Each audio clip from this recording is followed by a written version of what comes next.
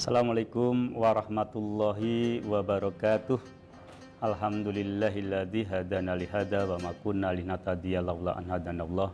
Asyhadu an la ilaha illallah wahdahu la syarikalah wa asyhadu anna Muhammadan abduhu wa rasuluhu la nabiyya ba'da. Qala Allahu ta'ala fil kitabil huda, a'udzu billahi minasyaitonir rajim. Bismillahirrahmanirrahim. Yu'til hikmata may yasha wa may yu'tal hikmata faqad utiya khairan katsira wa may yadhakkaru ila ulil albab. Pemirsa, kaum muslimin muslimat rahimahumullah, alhamdulillahirabbil alamin, kita bisa bersama-sama mendapatkan sempat dan sehat. Sempat kita selalu diberi waktu oleh Allah SWT untuk melakukan hal-hal yang baik.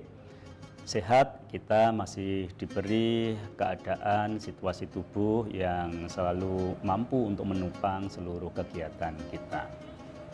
Pemirsa, ada satu hal yang saya kira penting sekali untuk kita renungkan bersama. Apa itu? Yaitu tentang tertipu atau kecelek bahasa Jawanya. Maunya A ternyata dapatnya B. Maunya sesuatu yang baik ternyata dapatnya sesuatu yang buruk. Itu namanya tertipu atau kecelek. Kecelek yang pertama itu adalah pengen mulia tetapi dapatnya malah hina. Mengapa bisa begitu? Ya, bisa. Kalau dalam bahasa Jawa itu ada kata-kata yang bagus sekali. Pengennya wah, dapatnya wuh.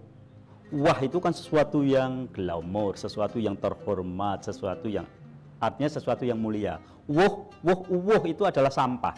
Pengennya sesuatu yang hebat, tetapi dapatnya sesuatu yang sampah.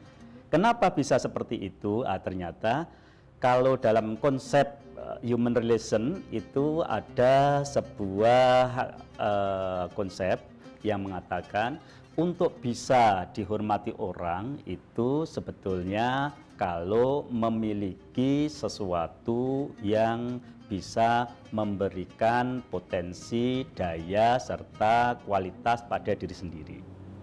Dalam bahasa Aristoteles disebut ethos, logos, pathos.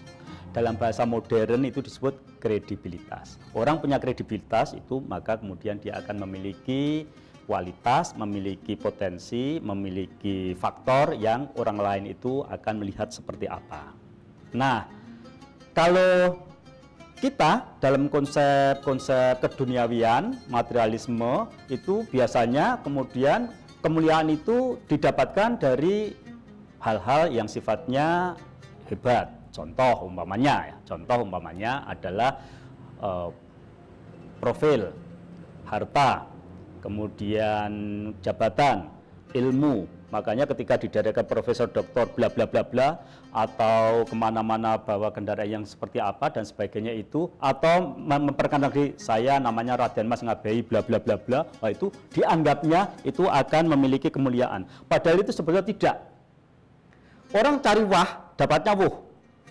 Tetapi kalau di dalam konsep Islam itu ternyata kebalikan dari situ. Makanya jangan sampai tertipu. Kalau dalam konsep Islam itu ada mangkolah yang berbunyi at-tawaddu'u la tajidu illa rif'an. Siapa yang tawadu, rendah hati, tidak bertambah kecuali kearifan. Nah, kearifan itu adalah kemuliaan. Jadi sebetulnya bukan karena kita menonjolkan diri, bukan karena kita memamerkan segala sesuatu yang kita punya, kemudian kita akan mendapatkan kemuliaan, tidak. Tetapi ternyata malah rendah hati maksud saya, bukan rendah diri, rendah hati. Tawadu itu bisa memberi rif'an atau bisa menghadirkan kemuliaan. Nah, ini yang bisa adalah hanya orang-orang yang diberi hikmah oleh Allah. Seperti tadi saya sebutkan dalam Al-Baqarah, yu'til hikmata may yasha wa may yu'tal hikmata faqad utiya khairan katsira. Nah, oleh karena itu, maka sebetulnya kalau kita ini terlalu memamerkan, terlalu mengedepankan, terlalu mengemukakan apa-apa yang kita punya secara dohiri keduniawiyah, itu sebetulnya adalah bukan kemuliaan yang didapatkan, tetapi nanti hanya kehinaan, cibiran. Tetapi ketika kita rendah hati, ketika kita mampu untuk bisa membawakan diri kita, maka kemudian kemuliaan akan muncul dengan sendirinya. Mudah-mudahan Ramadan ini bisa melatih kita untuk bisa menjadi orang yang rendah hati, bisa menempatkan posisi diri kita, dalam bahasa Jawa adalah empan papan. Insya Allah latihan Ramadan sebagai syahrul tarbiyah bisa memberikan potensi dan semangat agar diri kita untuk menjadi orang terbaik, belajar untuk rendah hati. Assalamualaikum warahmatullahi wabarakatuh.